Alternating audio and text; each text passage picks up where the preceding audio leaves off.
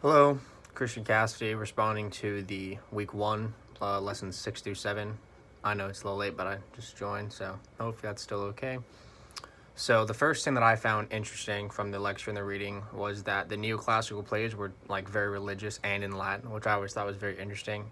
Usually, when I think of, well, I guess art's sometimes like related to religion, but I always kind of saw it as separated. So, I guess I never really assumed that like religion and acting went hand in hand for that time period in the neoclassical play. So I thought that was very interesting. And Latin, I never really assumed. I guess I never really thought about it really what everyone was speaking at that time during like Grecian times, but still I found that very interesting. Um, Opera.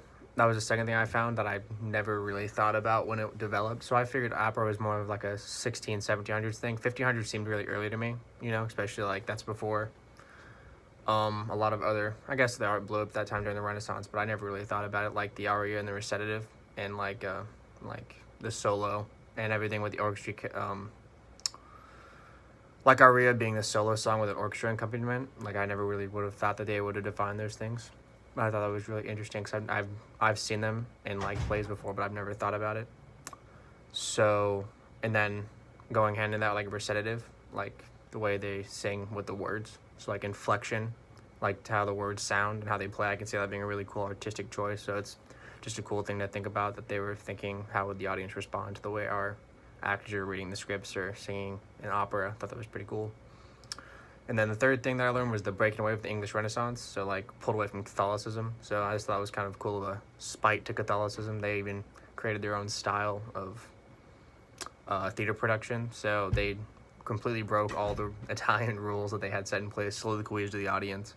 I never really knew about that because I've always think of Shakespeare being very supernatural. And I know all these plays have time jumps, character skipping, start, middle, go back, very cool. Like Romeo and Juliet has she dies and jumps stage, jumps back. I thought it was really cool. But I didn't know that was defined by the English Renaissance. So that was really cool. I'd never really heard that there was a big breakaway from the Italian Renaissance to English Renaissance, so I can imagine there's some animosity there because they're completely stylistically different. So I thought that was really cool. I just never learned it before. So two questions I had were, how did actors like find the companies they were going to work for, or like where did they mainly come from? So I imagine like it probably had something to do with social class, but I was wondering because like were they classically trained or was it like an apprenticeship? Like did you work on the stage and then work your way up to knowing somebody in the production and then having an audition like we traditionally do? I just wasn't sure. Was it people willing to like risk their lives? Because I know sometimes they would go against the kings and queens in their area, so I didn't know if it was just a volunteers work or was there different like options. I understand there was much bigger theater like Commedia dell'arte was probably not traditionally really famous actors, but I thought it was pretty interesting. And secondly, with the acting companies like Lord Chamberlain's and the Admiral's Men, how much did the wealthy people who paid for their performances like influence this decisions? Because I understand like now if Universal buys someone's script, they are free range to change it. So I was wondering like if there was anything too touchy of a subject or were they censored? Did that like censorship basically? So I just wondered like how much of politics had to play on that. Sorry. Finally, um, I just thought this was really cool. The Commedia dell'arte was like adaptable and easily understandable to any audience. So it was like, I don't know, like slapstick humor, but it was like comedic plays with the masks. So the way they set that up was really cool to me. So it would like you didn't have to have a very strong education to understand what was going on. Like the characters had masks, and you could easily pick out the characters. Like they were defined. You knew who was who, based on the mask.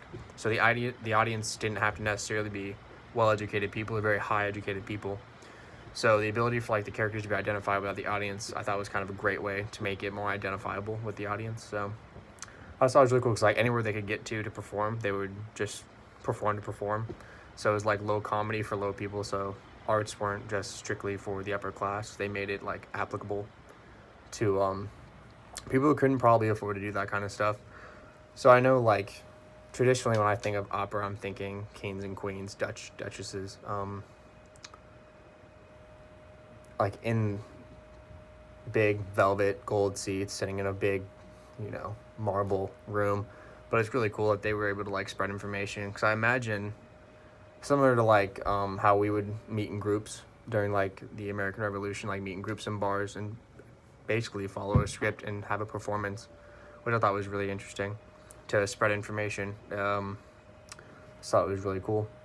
So thank you. That was my 3 things I learned, 2 questions I have, and 1 thing I found very interesting from the chapter 6 and 7. Thanks.